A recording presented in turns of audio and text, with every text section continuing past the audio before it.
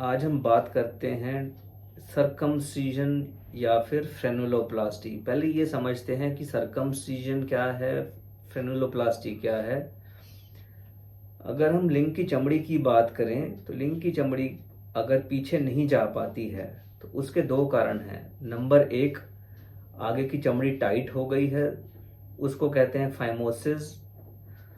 दूसरा होता है कि चमड़ी तो नरम है, टाइट नहीं है, लेकिन जो उसके निचले वाले हिस्से में जो एक चमड़ी का एक जो झिल्ली होती है, सील होती है, टैग होता है, जिसको कि फ्रेनुलम कहा जाता है, अगर ये नॉर्मल से छोटा है, अगर ये टाइट है, तो उस स्थिति में भी चमड़ी पीछे जाने में दिक्कत होगी।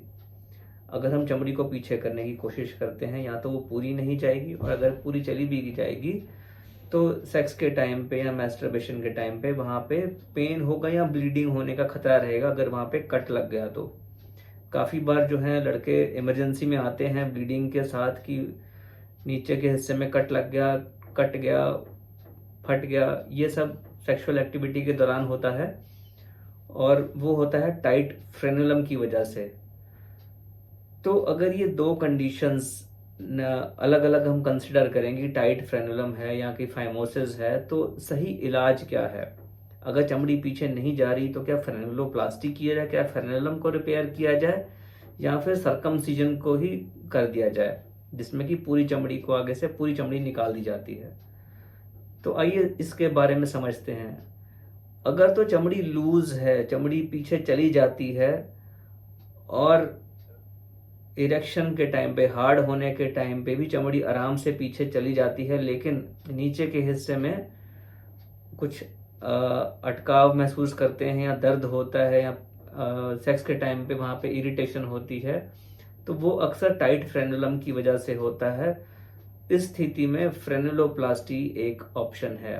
फ्रेनुलोप्लास्टी जो है लोकल एनेस्थीसिया या फिर फुल एनेस्थीसिया में भी किया जा सकता है। फ्रेनुलम को रिपेयर करके उसको हम लंबा कर देते हैं, ओपन कर देते हैं, ताकि वो उसकी जो चमड़ी की जो मूवमेंट है वो रिस्ट्रिक्ट ना करे, आराम से मूवमेंट हो जाती है और पेन खत्म हो जाता है। दूसरा ऑप्शन आता है सरकमसीजन का। सरकमसीजन के दौरान ऑटोमेटिकली जो फ्रेनुलम है वो डिवाइड हो जाता है, और जो फ्रेनुलोप्लास्टी की वजह से जो फायदे मिलते हैं वो सरकमसीजन से ऑटोमेटिकली मिल जाते हैं। तो सरकमसीजन कब किया जाए। अगर फ्रेनुलम अकेला कारण नहीं है, आगे का जो चमड़ी है उसमें भी कोई फाइमोसिस है, वो रास्ता टाइट है, वो रास्ता ही नहीं खुलता, या फिर उसके अंदर बार बार कट्स लग रहे हैं इन्फेक्शन के कारण, तो इन सब सिचुएशंस में सरकमसीजन बेटर ऑप्शन है, क्योंकि सरकमसीजन के टाइम पे ऑटोमेटिकली फ्रेनुलम जो है उसका सर्जरी ऑटोमेटिकली साथ में हो ही जाएगा। कुछ लोग लेकिन कुछ रीजन से फोर्स स्किन जो है, या प्रिप्यूस है, आगे की जो चमड़ी है, उसको नहीं रिमूव करवाना चाहते हैं। उस केस में हम फ्रेनुलोप्लास्टी की ऑप्शन देते हैं। लेकिन फ्रेनुलोप्लास्टी करने के बाद 100 में से 3 से 5 लोग ऐसे रहेंगे जिनको टाइट फ्रेनुलम की वजह से जो परेशानियां थी, या फिर उनको सेक्स के टाइम पे स्किन पीछे जाने में प्रॉब्लम होती है, या फिर वहाँ पे फ्रेनुलम की जगह पे सेंसेशन रहती है, तो 100 में से 3 से 5 लोग ऐसे रहेंगे जो अल्टीमेटली सरकमसीजन ही करवाएंगे। तो ये चीज़ समझनी जरूरी है कि फ्रेनुलोप्लास्टी के बाद 100 में से 5 लोग को अक्सर सरकमसीजन की जरूरत भी पड़ सकती है।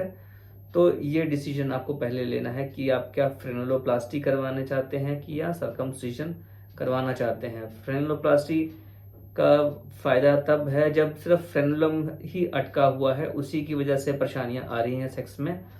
उस सिचुएशन में फ्रेनुलोप्लास्टी लोकल एनेस्थीसिया में कर सकते हैं, और इसकी हीलिंग फास्ट है। आप सेम डे घर जा सकते हैं।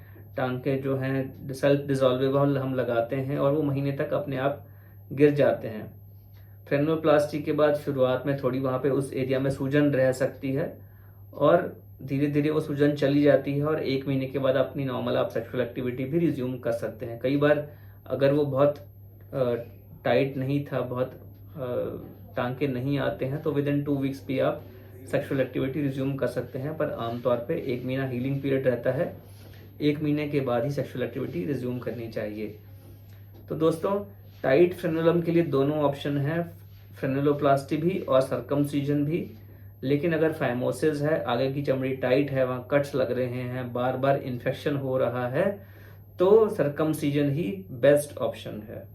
दोनों का हीलिंग पीरियड लगभग सेम रहता है, प्रोसीजर लगभग सिमिलर ही रहता है, टाइम ड्यूरेशन सेम रहता है और आप सेम डे घर जा सकते हैं। दोस्तों, मैं doctor Aman Gupta, Fortis hospital, बसंत कुंज, न्यू दिल्ली में urologist, andrologist and kidney transplant surgeon. Thank you so much.